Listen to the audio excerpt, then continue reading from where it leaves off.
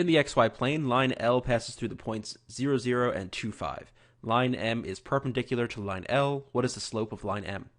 So we've got line L, and we can draw a sketch if we want, though we don't exactly need it. But why not? So we have 0, 0, and then 2, 5. And line L, that's terrible. Line L passes through, good enough, those points. And line M is perpendicular to line L, which means it goes through line L and forms a right angle. So we'll draw in line M like so. Right, perpendicular, fine.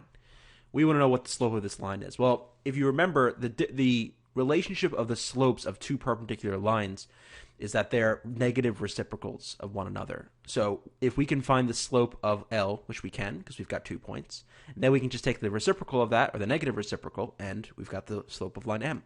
So let's find the slope of line L. So the slope is the change in y over the change in x, which is the same thing as y2 minus y1 over x2 minus x1. So our points are going to be 2, 5, and 0, 0. So up top we're going to have 5 minus 0 over 2 minus 0, which is 5 halves. And this is the slope of line L. So to get the slope of line M, we just flip this and negate it. So the slope of line M is going to be 2/5 negative, because it's the negative reciprocal. So that is choice B, and that's the answer. This is one of those facts to remember because they do ask these kinds of questions about perpendicular lines or parallel lines in medium and hard questions in the math section.